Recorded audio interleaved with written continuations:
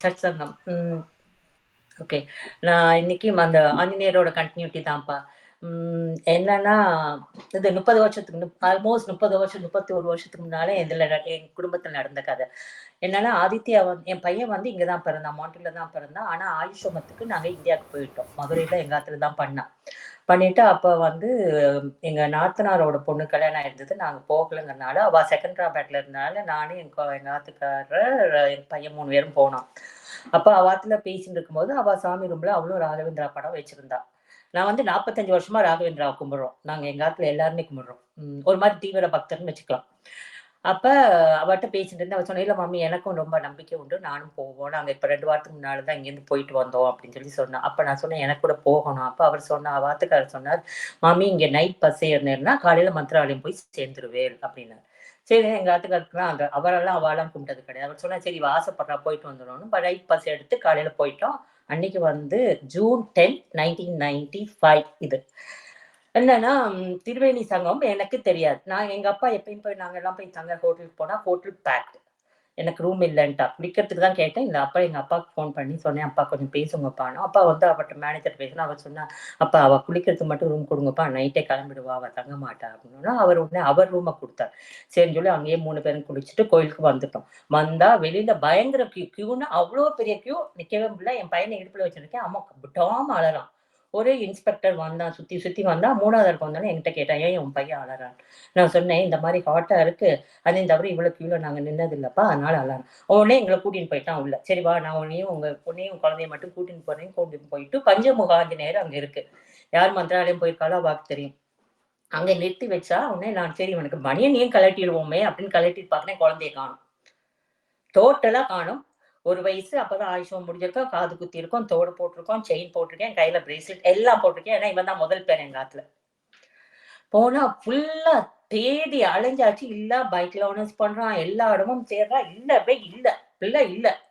எனக்கு இவர் வெளியிலே தான் நிக்கிறார். எனக்கு என்ன பண்றதுன்னே தெரியல. ஒரு மாரி பயந்து நடுங்கிட்டு அப்புறம் நான் போய் அந்த எவன் கொண்டு வந்து விட்டானோ அவன்ட்டயும் போய் தேடுவோம் அப்படின்னு சொல்லிட்டு எனக்கு தோணுது. நான் அவன்ட்ட போறேன். போன உடனே அவன ஒரு பெரிய ஆளு போலீஸ் பர்சன் தான். அவன் வந்து கேட்டான், "என்னம்மா?" அப்படின்னு நான் சொன்னேன், "இந்த மாரி குழந்தை தமிழாடா?" அப்படின்னா. "ஆமா" அப்படின்னு. "என்ன பயலுக்கு எல்லாம் நகையெல்லாம் போட்டிருப்பீங்களே?" அப்படின்னு அவர் கேட்டார். "ஆமா எல்லாமே போட்டிருக்கோம்" அப்படின்னு. நான் சொன்னேன், "இவர் தான் எங்கள கூட்டின்னு போனார். இவரே கொண்டு வந்து." இப்ப கூட எனக்கு கை கால்லாம் அப்படி நடுங்குது. இவரே வந்து கொஞ்சம் உடனே அவர் சொன்னார், "அப்பா நீயே கொஞ்சம் போய் தேடி எடுத்து கூட்டின்னு வா" அப்படின்னு. சரின்னு சொல்லிட்டு அவர் வந்தார். அவர் சொன்னார், "அம்மா நீங்க இங்கேயே நில்லுங்கோ. நான் பையன ஃபுல்லா தேடி." அவர் ஃபுல்லா தேடிட்டு பஞ்சமுக ஆஞ்சநேயர் கிட்ட இருந்தே அந்த குழந்தைய கொண்டு வந்துட்டார். என் பையன கொண்டு வந்துட்டார். கொண்டு வந்து என் கையில குடுத்துட்டு, "இவன் பஞ்சமுக ஆஞ்சநேயர் கிட்ட தான் நின்னான் உன் பிள்ளை. நீ எங்க தேடுனன்னு." அப்ப அங்க இருந்தவ எல்லாருமே சொன்னா, "இல்ல நாங்க கோயில் ஃபுல்லாவே செல்லாட போட்டு சலிச்சுட்டோம். வந்து குழந்தை இல்ல." அப்படின்னு சொல்லி சொன்னா. "இல்ல எவன் வந்து திருப்பி சொல்றான், "இல்ல நான் பஞ்சமுக ஆஞ்சநேயர்ட்ட தான் அந்த குழந்தைய எடுத்தேன். அப்படி என் பையன எடுத்தேன்." அப்படின்னு என்கிட்ட திருப்பி வந்து அவர் அதே சொல்றார். சொன்னேன், "இல்ல" அப்படின்னா நம்ம உடனே தேங்க் பண்ணிட்டு எல்லாம் வந்து அதுவரைக்கும் எங்க ஆத்துக்காரர் உள்ள வரல. எல்லா விஷயமும் முடிஞ்சு அதுக்கப்புறம் தான் எங்க ஆத்துக்காரர் வந்தார். சாமி அம்பாள் பகவான்லாம் பார்த்துட்டு சுத்திட்டு அப்புறம் வெளியில வந்துட்டு நானு ஒரு இடத்துல சாப்பிட போன இடத்துல தான் அப்பதான் அவருக்கு இன்சிடென்ட்ஸே சொல்றேன். அவருக்கு ஒரே ஷாக் வேற. நைட் பஸ் எடுக்கிறோம் திருப்பி. ஆனா அது காடு. அப்பல்லாம் காடா தான் இருந்தது. இப்ப கொஞ்சம் டெவலப் ஆயிருக்கு. அந்த பஸ் ஸ்டாப்புக்கு வந்து வரான். இவர் வந்து அன்னைக்கு நைட் ஷிஃப்ட்க்கு திருப்பி வரும்போது, அவன் இருட்டுல எங்கள கண்டுபிடிச்சுட்டு என்கிட்ட சொல்றாரு வந்து என்கிட்ட நேரா "உன் குழந்தை வந்து காட் கிஃப்டட் பேபி. நீ அத பத்திரமா வளர்த்துக்கோ" அப்படின்னு சொல்லிட்டு போறாரு. நான் சொன்னேன், "ஓகே" அப்படின்னு சொல்லிட்டு வந்துட்டேன். எனக்கு அந்த இன்சிடென்ட்ஸ் வந்து என்ன நான் ஒன்னும் வியாழக்கிழமை அன்னைக்கு ராகவேந்திராவுக்கு விளக்கேத்தி நமஸ்காரம்லாம் பண்ணிட்டு என்னன்னா, பழசு சாப்பிட மாட்டோம், பூண்டு எடுத்துக்க மாட்டோம், வெங்காயம் எடுத்துக்க மாட்டோம்.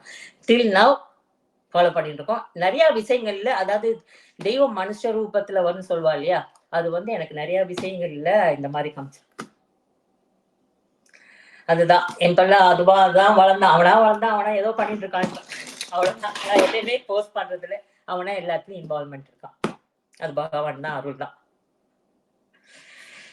சோ எனக்கு இன்னைக்கு நினைச்சாலும் அப்படி கை கால்லாம் அப்படி நடுங்கிடும். அந்த அன்னைக்கு வித்யா சொன்னா 5 வயசுக்குள்ள குழந்தைகளுக்கு சொல்லிக் குடுத்தா எல்லாமே நல்லா கத்துப்பா அப்படின்னு. அது உண்மை. ஏன்னா 5 வயசு வரைக்கும் நான் இங்க வந்து வேலைக்கெல்லாம் போகவே இல்ல. அவனுக்கு எல்லாம் குடுத்து அம்புலி மாமாலாம் வந்துட்டு இருந்தது. அப்ப அவர் மான்ட்ரீல்ல புத்தக கடையில சொல்லி வச்சு வாங்கிட்டு வந்து அத வச்சு தமிழ்ல அவன படிக்க வச்சது. தமிழ் வார்த்தைகள், ஸ்லோகங்கள் எல்லாம் 5 வயசுக்கு அப்புறம் தான் வந்து அவனுடைய இதுக்கு ப்ரீகேஜிக்கு கிண்டர் கார்டன் போனதுக்கு அப்புறம் தான் நான் திருப்பி அப்கிரேட் பண்ணிட்டு வேலைக்கு போனேன்.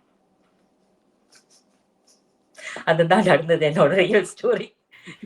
ரொம்ப சூப்பர்மா, ரொம்ப சூப்பர். புல்லரிக்கிறது ம். நிஜமாவே. பகவானுடைய ம். கருணை, கருணை.